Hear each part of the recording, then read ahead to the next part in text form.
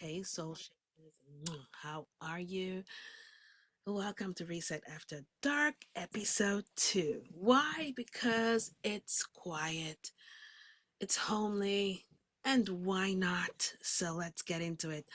I wanted to do this because this allows me to have a little bit more intimate conversations about anything that's on my mind that might also be on your mind. You understand? And I might tap into the resources of thought provoking topics or just analogies that I see from my perspective that you may have never seen it that way, okay? And tonight I kind of want to touch a little bit, not too long, on abundance of money. Because everything that we can think of, especially in our world right now, is based upon how much money you have. Money you have, your credit, whatever it is that people talk about. This speaks of your value. How much are you valued in this world? How much are you respected in this world? And your wealth must be within the money or these assets that are basically acquired through money. And because of this, quite some time ago, when I was going through a little bit of a rough packet, I did something that's called the gifts we didn't pray for. And I was going through my stuff today and I looked at it and was, oh my gosh, this is exactly what I want to talk about, which is always a synchronicity, right? So I'm going to read just one, two, maybe 3 pages from it, and then we can talk a little bit. So this is the introduction. It's the gifts we didn't pray for. You know, they always said the sky is the limit.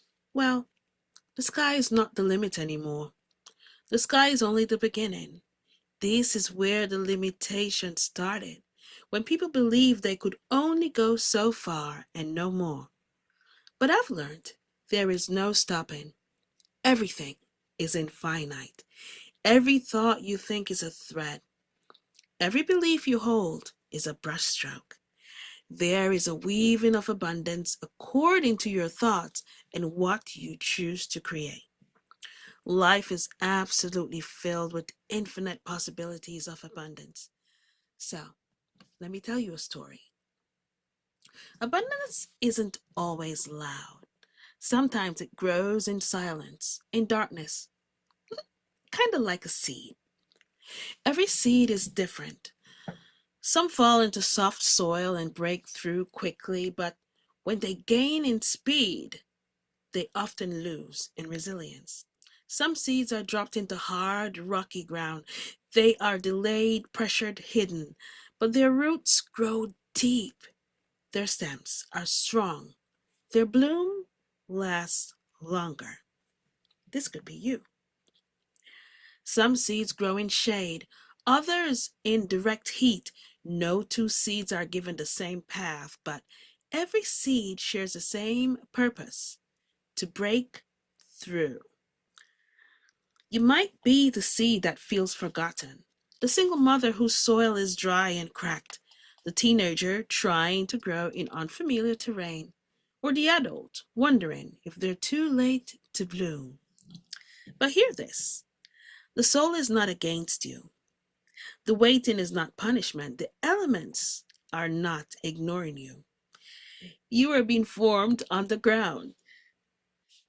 Your breakthrough is still sacred, even if it feels unseen. And when you begin to see life this way, you will realize abundance is already surrounding you, sustaining you, favoring you, healing you, calling out your gifts, aligning your timing, and whispering divine ideas into your spirit. You're not just going to bloom, you already are. Far too long, we've been trained to measure abundance by one thing: money. But what if that's the least powerful form of abundance? I wrote gifts you didn't pray for during a sacred unraveling of my own, a time when I had nothing left to give, but everything to receive. A time when I realized that some of the greatest blessings in my life came not because I fought harder, but because I finally surrendered. That abundance isn't a reward for perfection. That peace isn't earned by exhaustion.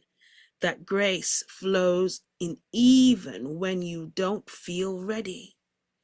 If you've ever doubted your worth, your timing, or whether God sees you, let this be your soft answer. Yes. Yes, you are seen. Yes, you are supported. Yes, you are still chosen. And breathe. Now, there's a lie that's been whispered in hearts since the beginning of time. A lie that says, you're missing something. How many of us have had this lie told to us? Somebody spoke something that was embedded in our mind that told us, I'm not good enough. You're not ready. You're not smart enough. You're not pretty enough. You're not spiritual enough. You are not strong enough. That someone else has something that you don't. And you feel depleted or feel as if you're not enough or you're in lack. And maybe God forgot about you. Or, this is a popular one, I must be a mistake. I bring nothing to this world. But lack is not a truth. It's a story. One we've been told so many times that we started to live it. We hustle for crumbs and we pray with fear. We work ourselves into sickness trying to prove we deserve a seat at the table. Well, can I tell you what I did with my table? I brought it to rooms. I stopped waiting for people to pull up a chair for me to say, sit down. I brought my own table and chairs, not just one, because I wanted to bring people with me. But here's what the lie of lack will never tell you. You were the table. You were the blessing. And abundance was always inside you, not outside of you. And I want you to feel that. So let me say it again. Abundance was always inside of you, not outside of you. And feel that for a moment. Look at nature. The trees don't compare their leaves. The sun doesn't panic if the clouds arrive. The ocean never begs for permission to rise. You, too, are part of this divine design. And the moment you let go of the lie, you make room for what is already yours. I want to leave you with this, just to reflect on whenever you're ready. Where did I first learn that I wasn't enough? And I want you to reflect on this. I want you to journal this. I want you to close your eyes and just meditate on this for a minute. Just reflect on this for a few seconds and identify where this began in your life. It could be a teacher or a parent. It could be something you witnessed. It could be something you experienced yourself. And you embedded this belief in your mind to say, I'm not enough. You know what? I'm not enough. I need to settle. I need to fit in. I just need to do what they do because that is safe. And when you're done with that, I want you to say, what are some of the ways I still believe I need to earn my worth? Because many of us to this day, we say, I don't know my purpose and I don't know what this life has for me and I don't think I have anything else to give to this world. It's because you're living a life of somebody else, not your own. So what it is that you're still holding on to that really does not belong to you. And lastly, name a time that you were blessed in a way that you did not expect it, or you did not have a clue where it came from, and you thought, oh my gosh, I don't deserve this. And it could be the simplest thing. This is the gifts we didn't pray for. Because the moment we choose to understand that, my gosh, I am a part of an ecosystem in this beautiful world that we live in. God created an ecosystem, not just the heavens, the earth, not just a world that humans rule everything. It's not humans rule. We are a part of an ecosystem where there shouldn't be anybody at all in this world that's hungry or in lack or depleted in any way. Everybody should have been self-sustained. However, those that chose to be the ones on top created this pyramid, which is so false. And we are the ones who are on top and we'll filter down. And this is the hierarchy and it goes down. And when it does that happen, there is always a bottom feeder. This world was never created to be like that. It was created to be a full ecosystem. And you know what's interesting? We have chosen to settle and to accept this. Only human beings. See, everything else in nature refuses to settle. The lion decides it's a lion, it's a hunter, and it finds its prey. Without apology, this is what I stand for, this is what I was created to do, that's what I do.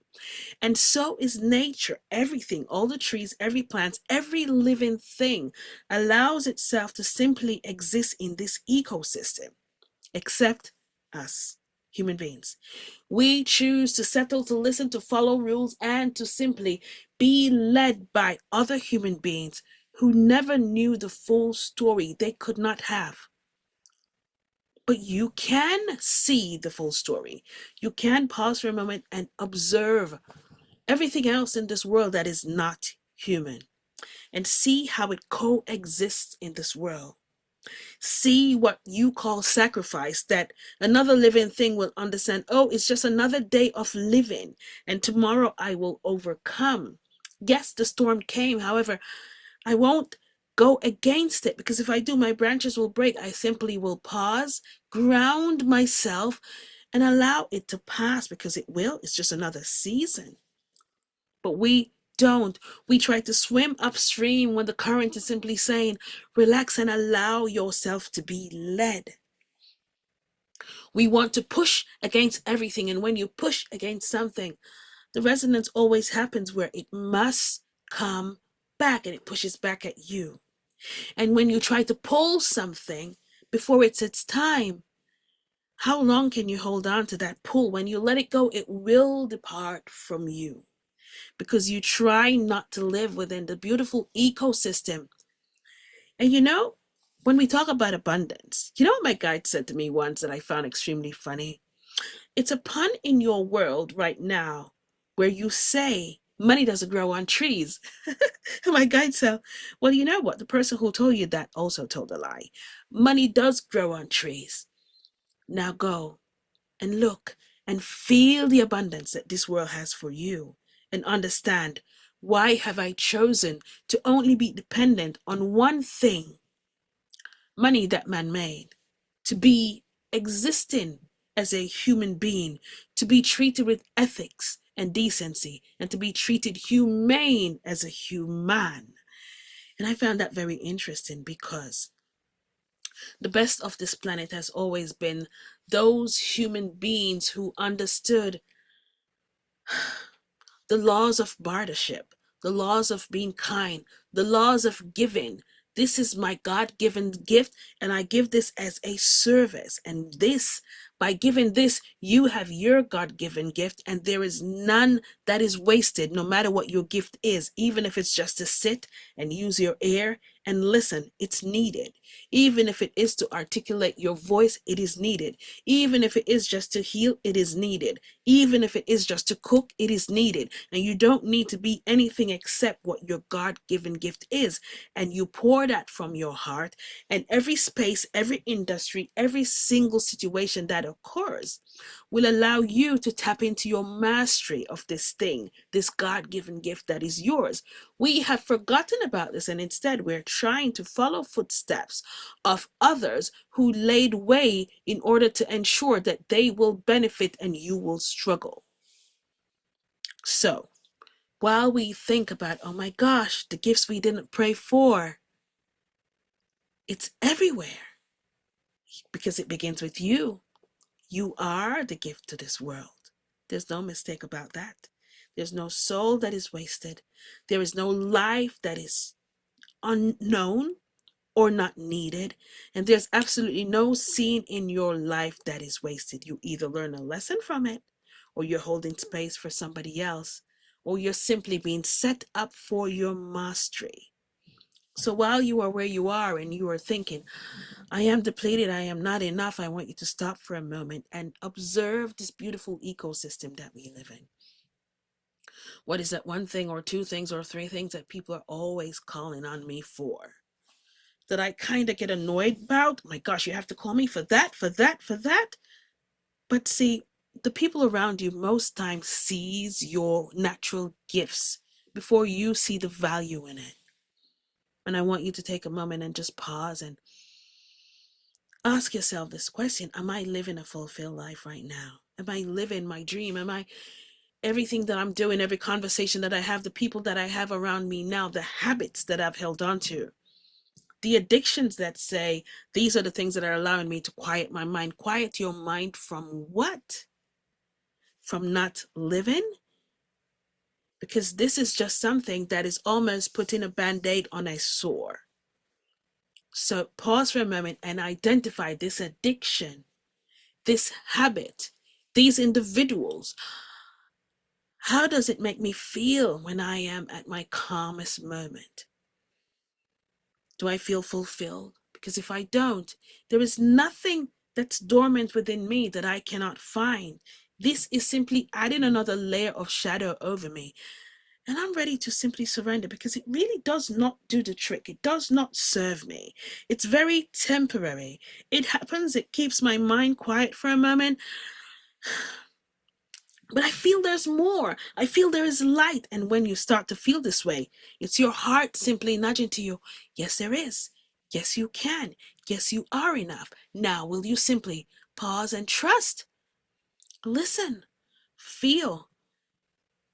Because you know the shadow that you're holding on to that is causing you to believe you need to settle and not speak your truth, or hold on to this addiction, this affliction, hold on to the shame or the struggle of trauma, whatever you went through.